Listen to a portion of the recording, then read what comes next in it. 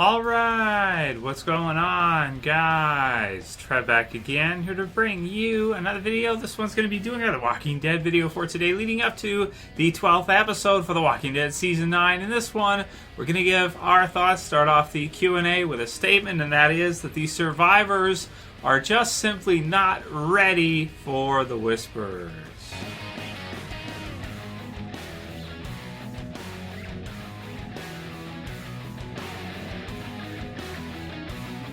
And spoiler warning, as per usual, if you guys are not caught up for The Walking Dead, which is up to The Walking Dead Season 9, Episode 11. So, continuing along with the daily videos with you guys, really excited for this 12th episode. If you guys didn't see it yesterday, I did a Pix preview for Episode 12, where we look at all the different pictures. And there's some awesome ones for the Whisperers, so I'll have that in the end screen videos here for you guys. When you're finished watching this video, click that. And you can see the preview picks for episode 12 because they're really, really good. And, better, I think, than what we usually get. You know, some episodes, like, they give us a little bit. But this one's like, we're getting to see kind of the Whisperers camp. We're getting to see how big Beta actually is in comparison to Alpha. It's pretty awesome, man. It looks great. And then, of course, one of my favorites is where Alpha is, she's rallying the troops, so she's speaking with conviction and aggression and authority. I love it, which is fun. So check out the pictures after this if you haven't seen it, you don't know what I'm talking about. So she's talking through with them, and she's letting them know,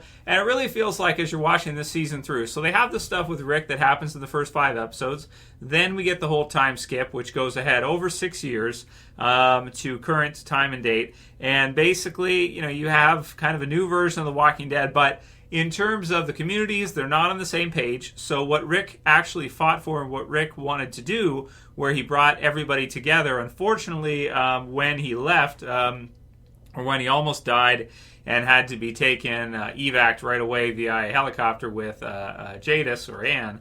After that, the communities all basically, it didn't work. It didn't go along with what he wanted. His dream, if you think about like Carl's dream and Negan and that stuff, Rick kind of followed with that. But nobody really followed with Rick's vision. And I thought they would. I thought if he gave his life to have the communities join together and to have everybody come together, that it would work. But it clearly didn't. You have the sanctuary capsized or basically faded away to nothing.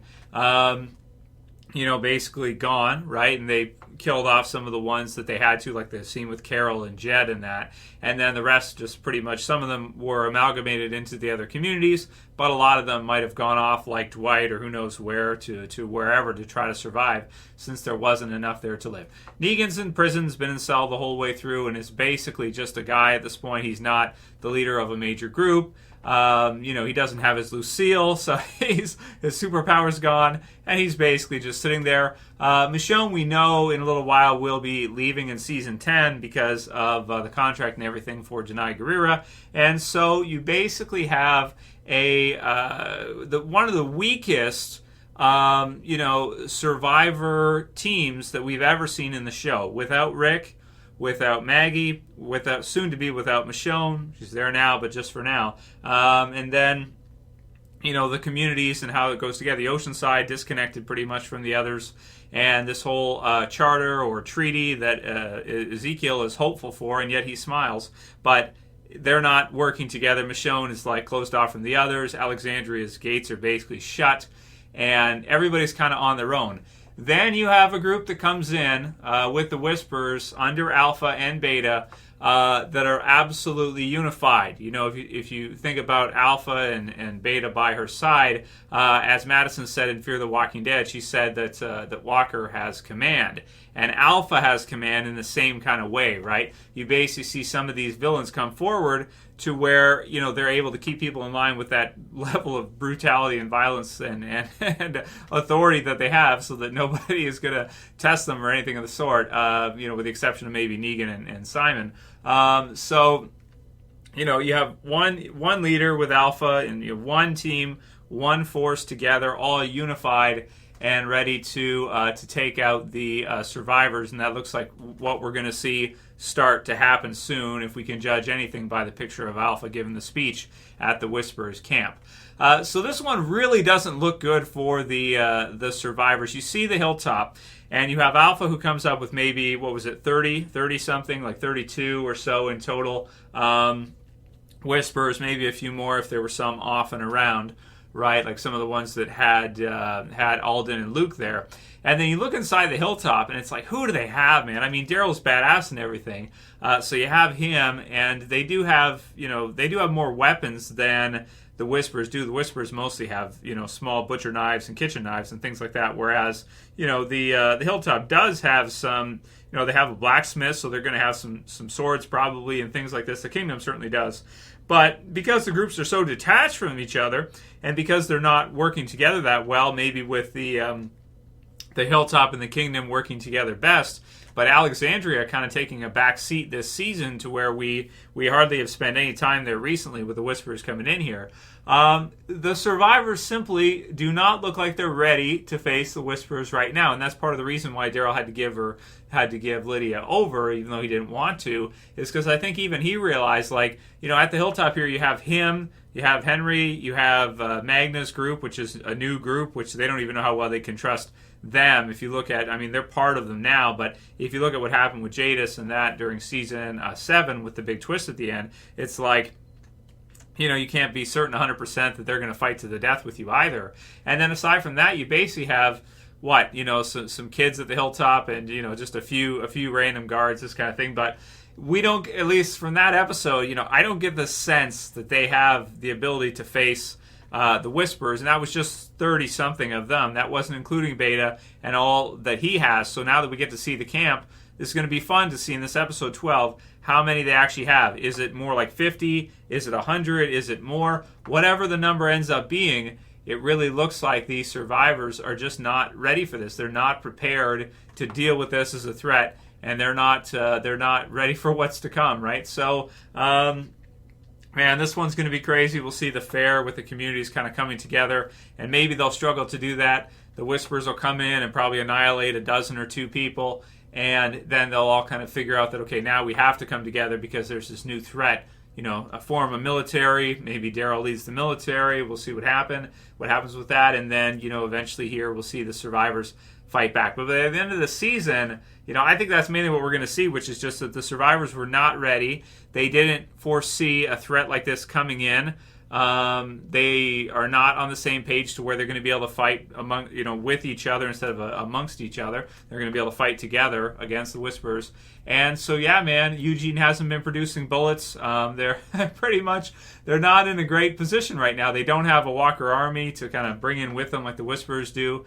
And, man, it's going to be exciting to see, but I can't help but think by the end of the season, we're going to see from the comics, the survivors, basically, they're going to lose. That's pretty much it. So let me know what you guys think about that. Leave your comments below, and we'll go through it. We'll go through them today, and we'll do another Q&A probably tomorrow or the next day, give our thoughts. But yeah, we got some questions for today. So the Whisperers, upper hand right now from the looks of things. Walter White said, "Is he the dude from Sons of Anarchy?" So that's for Beta in the pictures preview video. Yeah, so he's Opie from Sons of Anarchy. I never watched Sons of Anarchy, so I haven't seen it through. But he's the big guy from that, so that should be fun and to see him. He has some fans, and people are looking already to hear him say maybe some of his most famous lines from Sons of Anarchy. So I'm sure they'll put in probably a nod or two to Sons of Anarchy. But if you didn't know outside of the show, like if you never watched Sons of Anarchy, or if you did watch Sons of Anarchy and you didn't, read online or find out it's the same actor, I mean, I don't think he looks anything like his costume or like he did in Sons of Anarchy. I mean, he's got, the mask on and everything, so you can't really tell. But, yes, he is, and a lot of people are looking forward to seeing him in The Walking Dead. It looks great. Because there's some crossover there, because Sons of Anarchy was a really great show, and then Dave Erickson did Fear the Walking Dead. So you get kind of a crossover here, and they're both, drama type of series, same kind of age, demographic range, target audience. So, yeah, good stuff, man. There's a lot of crossover, a lot of people happy to see him in The Walking Dead. I am too. Great cast, pretty much a perfect cast. You couldn't ask for a better cast for that part. You really couldn't. MrNoluv says, this will be the lowest rated episode ever since it went up against the Oscars, and it was very slow, and to be honest, it was a huge letdown because that I thought there would be action. I think the show needs to have about 4 to 5 straight episodes with just major action, it could get some ratings back. But right now, it just seems like The Walking Dead doesn't know what it is anymore. So, I mean, everybody, that's what they did during Season 8. Season 8 the whole way through is almost action. It's all out war. It's pretty much action all the way through, and everybody complained. So, not everybody, but a lot of people. Me, I was celebrating, exciting how much I love the episodes, right? It's like they brought Morales back, and you see all this crazy stuff going on. You see the 50 cal, boom, boom, boom. Some unexpected deaths and stuff, which, okay, we didn't like the Carl death, but, I liked it, but a lot of people, certainly didn't. So what you like, other people might not. And like we said in yesterday's other video, too, that it's the highest rated season in terms of reviews on Rotten Tomatoes. So this is a season people really are liking a lot, and everyone has their own taste. Everyone has things that they like. So it's, it's not it's not so easy to say. Going into Season 8, when I watched Season 8 through, I was like, this is exactly what All Out War should be. And everyone else was like, boo, this sucks. I'm like, what? Okay. Chris Mulcahy says, are people looking forward to the episodes of Season 9 more than any other season? That's what it seems. We're all looking forward right now to see Beta. We were all looking forward to really see what was going to happen with Rick, because that was very exciting and we didn't know. A lot of change for the series this season. A lot of things have switched around. You've switched lead characters, you've switched the timeline around, and new villains. And so I think people are really stoked for The Walking Dead right now. I think they're really excited for Walking Dead. Is it the most excited ever? Probably not. Not compared to like Season 5 maybe, or Season 6, or Negan appearing at the end of Season 6 to Season 7.